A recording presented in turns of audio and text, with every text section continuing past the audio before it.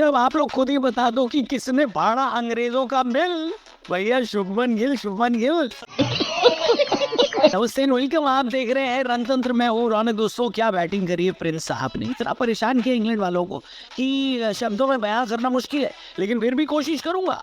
अगर शुभमन गिल मुगल काल में होते तो अंग्रेज अपना सामान बेचने इंडिया ना आ पाते। अगर शुभमन गिल 1900 के आसपास पैदा हुए होते तो अंग्रेज हमारे ऊपर 1947 तक राज न कर पाते। अगर गिल साहब आज़ादी के आसपास रहते तो कोहिनूर हीरा अंग्रेजों को इंग्लैंड न ले जाने देते। और अगर शुभमन गिल आमिर खान की पिक्चर लगान में होते तो अंग्रेज लोग दुगना लगान लेना तो छोड़ो, ये डिसाइड कर रहे होते कि भुवन की टीम को कितना लौटाना है और आर्टिफिशियल रेन कैसे करवानी है।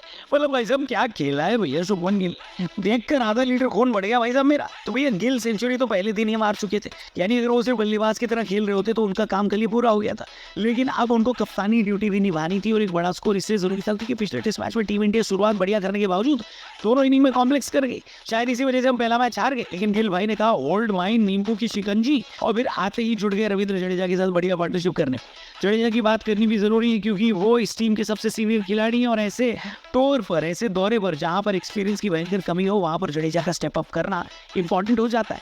पिछले मैच में जब जड्डो भैया बैटिंग और बॉलिंग दोनों में नाकामयाब रहे तो उनकी जगह पर सवाल उठने शुरू हो गए और ये कहा गया कि अब टाइम आ गया अक्षर पटेल को टेस्ट क्रिकेट में भी एंट्री दी जाए और उन्हें प्लेइंग 11 में लिया जाए। लेकिन जडेजा ने बेहतरीन पारी खेली और चक दे इंडिया में बिंदिया नायक की तरह ये साबित कर दिया कि एक्सपीरियंस प्लेयर की बात ही कुछ और होती है। जडेजा भले ही शतक से 11 रन दूर रह गए हो, लेकिन उन्होंने गिल के साथ डबल सेंचुरी पार्टनरशिप करी। लंच के समय तक टीम इंडिया का स्कोर 6 विकेट के नुकसान पर 419। पहले सेशन में सिर्फ जडेजा का विकेट गिरा, दूसरे सेशन में यही काम वाशिंगटन सुंदर ने किया और बढ़िया पार्टनरशिप करी कैप्टन के साथ। वाशिंगटन सुंदर की जगह कई लोग ये कह रहे थे कि कुलदीप यादव को होना चाहिए था, मैं भी यही कह रहा था, बल्कि अभी भी कहता हूँ। लेकिन जिस वजह से सुंदर को गौतम गंभीर ने टीम में शामिल किया, यानी बैटिंग वो बेहतर हो जाए, तो वो काम वाशिंगटन सुंदर ने अति सुंदर तरीके से किया। इंपॉर्टेंट 42 रन उन्होंने बोर्ड पर लगाए। लेकिन दूसरे सेशन की हाईलाइट थे कैप्टन शुभमन गिल, जिन्होंने महफिल लूटी है भाई साहब, गजब। गिल की महानता अब इसी बात से समझो कि आज तक एशिया के किसी भी कप्तान ने सेना देश में जाकर 250 तो छोड़ो डबल सेंचुरी भी नहीं लगाई थी। लेकिन गिल ने दिखा दिया कि उनको कप्तानी कितनी सूट कर रही है और उनकी बल्लेबाजी जो अभी तक सेना देशों में मजाक का टॉपिक बनी हुई थी, अचानक से उन्होंने इसी बल्लेबाजी से अपने लिए रिस्पेक्ट भी जमा कर ली। शायद तक टीम इंडिया ने 7 विकेट के नुकसान पर 564 रन बनाए थे। देखना बस यही था कि क्या हमारे निचले क्रम के बल्लेबाज इतना टिक सकते हैं कि कप्तान साहब अपनी ट्रिपल सेंचुरी पूरी कर ले। तीसरे सेशन में गिल की ट्रिपल सेंचुरी देखने के लिए ही स्पेशली हमने ट्यून इन किया था, लेकिन कप्तान साहब 269 पर आउट हो गए। हालांकि ये ना सिर्फ गिल का पर्सनल बेस्ट स्कोर है, बल्कि किसी भी इंडियन कैप्टन का टेस्ट क्रिकेट में बेस्ट स्कोर है।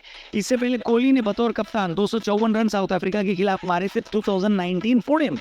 इंग्लैंड की धरती पर भी ये किसी भी भारतीय का बेस्ट स्कोर है। इससे पहले सुनील गावस्कर ने ओवल में 221 रन बनाए थे।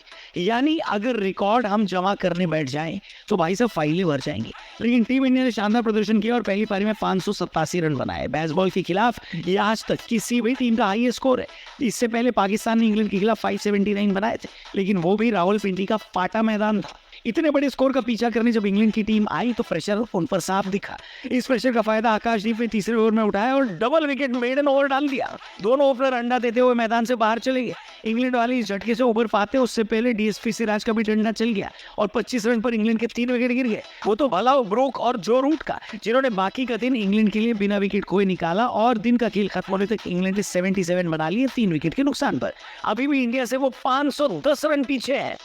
मतलब बॉस यहाँ से तो टेस्ट मैच जीतने का सिंपल तरीका यही है कि आप जल्दी से जल्दी इंग्लैंड को ऑल आउट करो और फॉलो ऑन देकर ये टेस्ट मैच निपटा दो। क्या लगता है आपको, इस टेस्ट मैच में अब टीम इंडिया की जीत पक्की है या फिर अभी भी आपको थोड़ा थोड़ा डाउट है? जो भी लगे आपको कमेंट करके जरूर बताना। चैनल को सब्सक्राइब करके जाना। जल्दी मिलते हैं। Thank you for watching. Good bye. जय हिंद।